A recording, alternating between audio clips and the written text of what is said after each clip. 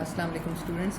अपने पिछले लेक्चर में हमने पढ़ा मेंडल्स लॉ ऑफ सेग्रीगेशन और उसमें हमने देखा कि मेंडल ने एक वक्त में सिर्फ एक कैरेक्टर को स्टडी किया और उसमें उसने दो प्लांट्स को क्रॉस किया।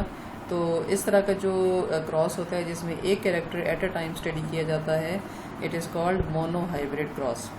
अब इसके बाद मेंडल ने जो नेक्स्ट एक्सपेरिमेंट किया उसमें उसने थोड़ा सा उसको पेचीदा तरीके से किया।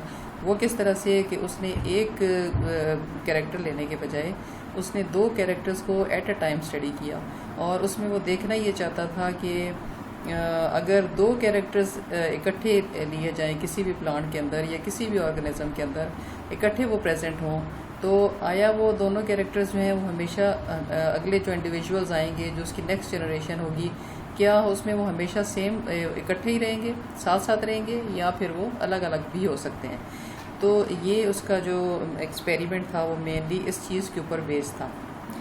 और इस तरह का जो एक्सपेरिमेंट होता है जिसमें दो कैरेक्टर्स को इकट्ठे स्टडी किया जाता है, इसको हम कहते हैं di hybrid cross. Di means two और हाइब्रिड जो है वो कोई भी चीज़ जो दो चीज़ों से मिल के बनी हुई होती है उसको हम हाइब्रिड कहते हैं। तो जो पिछला एक्सपेरिमेंट था वो मोनो हाइब्रिड क्रॉस था और अब जो नेक्स्ट एक्सपेरिमेंट उसका था वो था डाई हाइब्रिड क्रॉस, क्योंकि उसमें उसने दो जो कैरेक्टर्स थे उनको इकट्ठे स्टडी किया।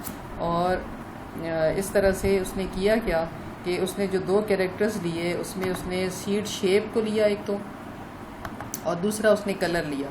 पिछले एक्सपेरिमेंट में उसने सिर्फ सीड की शेप को स्टडी किया कि आया वो राउंड है या रिंकल्ड है। अब उस शेप के साथ साथ उसने कलर को भी ऐड कर लिया अपने नेक्स्ट एक्सपेरिमेंट में कि आया वो ग्रीन है या येलो है। तो शेप तो वही दो थी जो पीछे हमने देखी, राउंड एंड रिंकल्ड, और कलर जो था वो या ग्रीन और या फिर येलो था। तो ये दो जो थे वो कलर्स थे। अब इसमें एक्सपेरिमेंट का जो मेथड है वो सारा वही है जो पिछले एक्सपेरिमेंट में उसने किया कि उसने दो जो प्लांट्स थे उनको क्रॉस किया। सिर्फ फ़र्क यहाँ पे ये है कि इसमें दो कैरेक्टर्स इकट्ठे प्रेजेंट होंगे और दोनों को इकट्ठा स्टडी किया जाएगा कि वो किस तरह से आगे नेक्स्ट जनरेशन में ट्रांसफ़र होते हैं।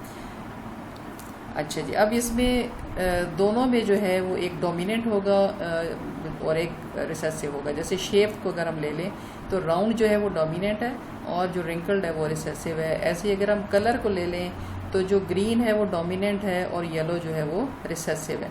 तो इस तरह से जो डोमिनेंट है, जैसे आपको पता है कि उसको हम हमेशा कैपिटल लेटर से एक्सप्रेस करते हैं, तो राउंड के लिए कैपिटल आर है और जो रिंकल्ड है उसके लिए स्मॉल आर है, जैसे कि पिछले एक्सपेरिमेंट में था।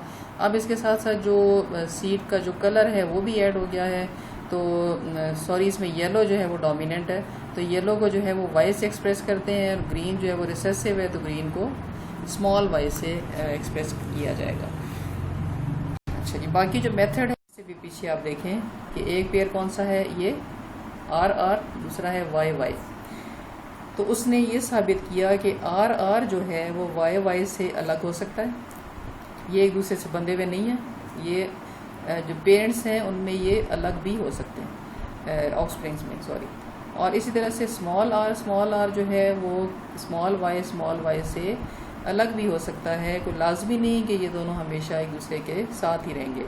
तो यही उसका जो बेसिक जो चीज़ थी वो ऑब्ज़र्व करना चाहता था, तो उसके इस लॉ से ये चीज़ साबित हो गई। तो इसकी स्टेटमेंट जो है वो आपने याद कर लेनी है।